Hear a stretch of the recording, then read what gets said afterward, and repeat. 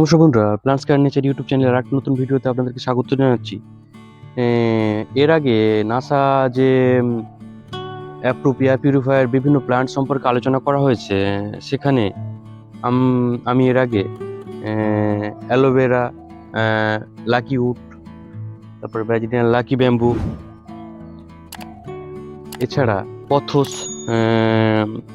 এরকম বিভিন্ন যে এয়ার পিউরিফায়ার প্ল্যান্ট সম্পর্কে আলোচনা করেছি। তবে আজকে একটু অন্যরকম একটা এয়ার পিউরিফায়ার প্ল্যান্ট এবং নাসা অ্যাপ্রুভ যে এয়ার পিউরিফায়ার প্ল্যান্ট ফিডেলিফিক সম্পর্কে আলোচনা করব। এটা দেখুন, যারা ইনডোর প্ল্যান্ট করেন তারা অবশ্যই জানেন যে নাসা অ্যাপ্রুভ এয়ার পিউরিফায়ার প্ল্যান্টের মধ্যে ফিডেলিফিক একটা যথেষ্ট ভালো এয়ার পিউরিফায়ার প্ল্যান্ট। হ্যাঁ বন্ধুরা, সাধারণত এই ফিডেলিফিক আমাদের ঘরের মধ্যে যে দূষিত বিভিন্ন যে বাতাস, বিশেষ করে ফর্মালডিহাইড, অ্যামোনিয়া এবং বেনজিন, তাছাড়া কার্বন মনোক্সাইডের মতন যে বিষাক্ত যে বায়ু, সেটা পরিশোধনে কিন্তু এটা গুরুত্বপূর্ণ ভূমিকা নিয়ে থাকে।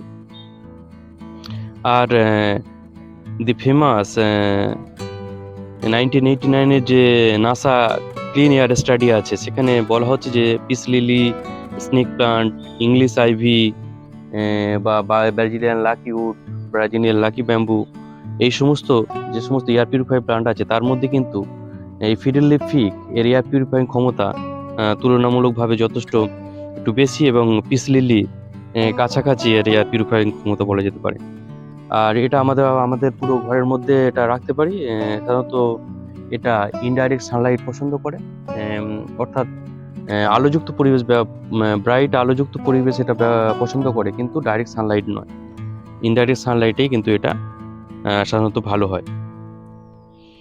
আর এর ফিকাস লিরাটা বা ফিডেলিফিক, এটা সাধারণত এর যে অর্থাৎ জন্মস্থান বলতে গেলে বলা যেতে পারে যে পশ্চিম আফ্রিকার যে ক্যামেরুন থেকে সিয়েরা-লিওনের যে ক্রান্তীয় রেন ফরেস্ট আছে, সেই রেন ফরেস্টে হচ্ছে এই সেখানকারই এটা হচ্ছে স্থানীয় উদ্ভিদ, এবং পরবর্তীতে সারা পৃথিবীতে এটা ইনডোর প্ল্যান্ট হিসেবে জনপ্রিয়তা পেয়েছে, এবং বর্তমানেও এটা অনেকের কালেকশানে সাধারণত নেই। ফিডেলিফিক খুব কম লোকই সাধারণত ইনডোর প্ল্যান্ট হিসেবে ব্যবহার করেন। আর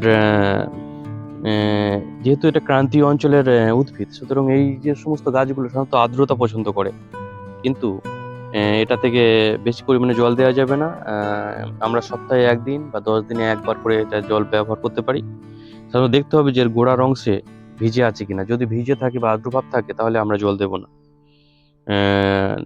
ড্রাই হলে তারপরেই সাধারণত জল প্রয়োগ করতে হবে।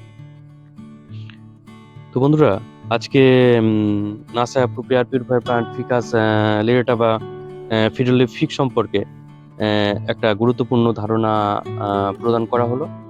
আপনারা যারা ইনডোর প্ল্যান্ট ভালোবাসেন তারা অবশ্যই এই ফিডেলিফিক এটা করতে পারেন। অনেকের কালেকশনই হয়তো এটা আছে, এবং যাদের কাছে নেই তারা এটা করতে পারেন। এবং এটা খুব হার্ড প্রজাতির গাছ, এবং দীর্ঘদিন এটা কিন্তু সাধারণত ভালো থাকে। তো বন্ধুরা, আজকে এই পর্যন্তই। পরবর্তীতে আবার নতুন ভিডিও নিয়ে আবার আপনাদের সাথে উপস্থিত হব। নমস্কার এবং ধন্যবাদ জানিয়ে ভিডিওটা শেষ করলাম।